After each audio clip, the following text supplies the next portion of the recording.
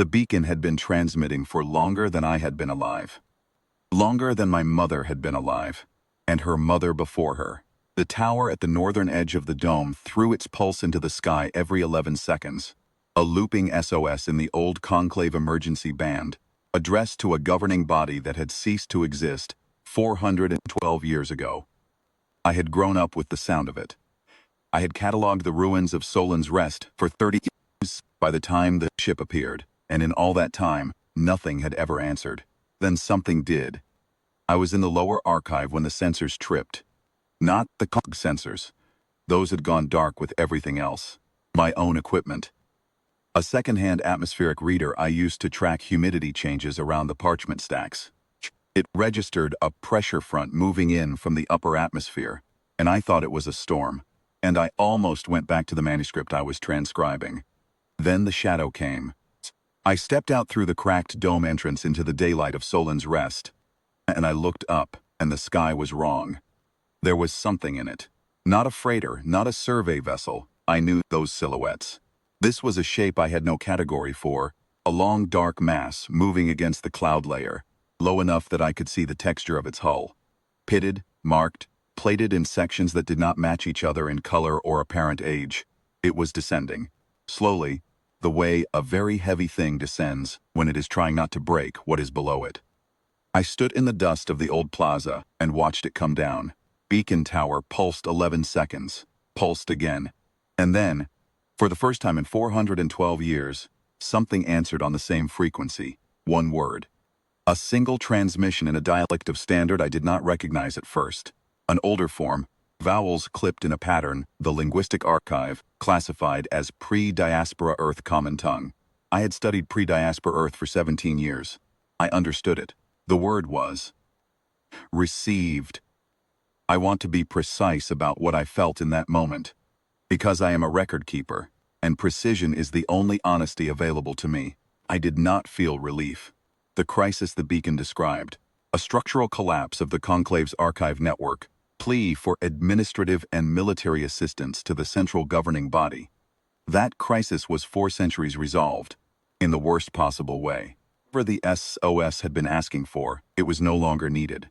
The Conclave was gone. The archive network it had maintained was gone. What remained was me. 30 years of salvage scholarship, and approximately 11% of the original holdings, stacked in the lower chamber under humidity controls. I repaired myself every 3 seasons. What I felt was something closer to vertigo, because I knew, from my research, that the Conclave had sent this beacon in the 43rd year of the withdrawal, a period when the old, spacefaring powers were retreating from the outer reaches, pulling their networks inward, leaving the margin systems to manage alone. The Conclave had sent its SOS to the Central Authority, and the Central Authority had not come. The Conclave had waited, and the records thinned, and eventually the records stopped. And 412 years later, in the daylight above the ruins, a ship was landing. It was not the ship the Conclave had called for.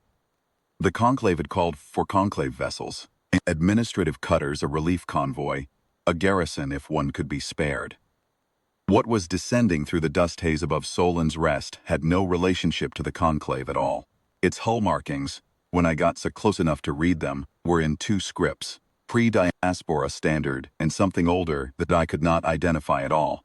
The vessel's registry designation, stamped in characters 60 centimeters high along its port flank, began with a prefix code that my archive's naval reference listed as discontinued, approximately 3,000 years ago. 3,000 years. The Conclave, at its height, had been 400 years old. The crew. I use the word loosely because what I encountered was not what I expected a crew to be. Came down the forward ramp with the unhurried efficiency of people who had done this procedure 10,000 times. There were 9 of them visible. They wore suits that were clearly functional and clearly ancient, patched in places with materials that did not match the original fabric, maintained with obvious care over what I was beginning to understand was an incomprehensible span of time. The one who approached me first was a tall woman with a steady, weathered face and the kind of calm that does not come from youth. She spoke in pre-diaspora standard, slow enough that I could follow it. "Record keeper," she said. She had apparently Read my identification patch. We received the distress call from this installation. We are responding. What is the nature of the emergency? I stood in the dust of the old plaza, in the long midday light of Solen's rest, and I looked at her for a moment before I answered. The emergency, I said, occurred 412 years ago. She absorbed this without visible distress. She turned and said something to the man beside her, too quickly for me to parse. He made a notation on a physical logbook, paper, bound in material I could not identify, and nodded. She turned back to me. Then we are 412 years late, she said. We will do what we can. May we see the archive? 3 days on Solen's rest. I want to be careful about what I record here, because I was not always present, and what I observed I did not always understand. But I will set down what I saw. They surveyed the structural damage to the dome with instruments I did not recognize and produced a written assessment, pre-diaspora standard, and in the older script both, which they left with me in physical copy. They examined the archive holdings, and one of them, a slight, quiet man who handled the parchments with extraordinary gentleness, spent the better two days producing a detailed inventory of what remained, cross-referenced against some master catalog he carried that I could not read. He gave me a copy of the comparison. Of the Conclave's original holdings, 4% had survived that his records showed existed. He seemed to find this neither surprising nor satisfying. He simply noted it and moved on. On the second afternoon, they repaired the humidity seals in the lower chamber. I had not asked them to.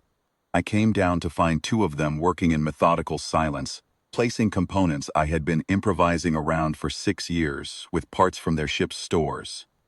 When I asked about it, the woman, I had come to understand she held something like command authority, said only that the archive was the reason for the distress call, and the archive should be stable when they left.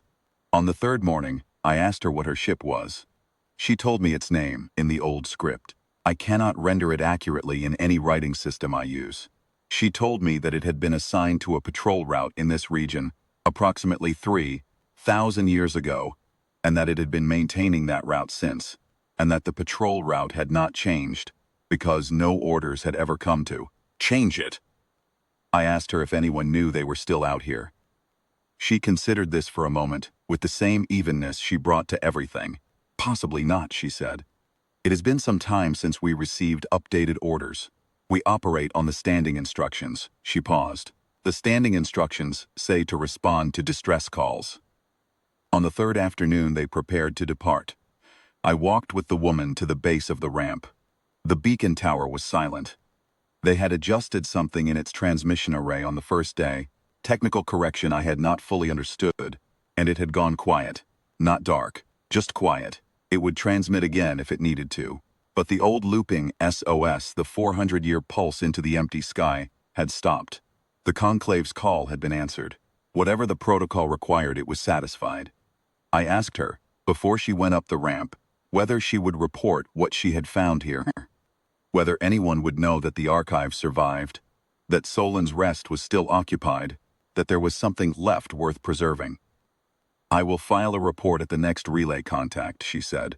When that will be, I cannot say. She looked at me with that steady, weathered expression. The report will note that the distress call was received and answered. The archive was found partially intact, and a record keeper was in residence. That is what the report will say. I thought about that. The Conclave had sent its SOS to its own government and received nothing. 400 years of silence, cycling 11 seconds at a time, addressed to an authority that had abandoned the margin systems and eventually ceased to exist. And what had finally answered was a ship 3,000 years old, running instructions nobody had thought to cancel. That simply did what its orders said to do. That is enough, I told her. She nodded once, as if I had confirmed something she already knew. She went up the ramp. I stood in the daylight of Solen's rest and watched them go. The sky was very clear. The hull caught the light as it rose, pitted and mismatched and enormous and old. And then it was above the cloud layer, and then it was gone. And the plaza was quiet. And the dust settled back into the places where it always settled. I went back to the manuscript I had been transcribing. The beacon did not transmit again that day.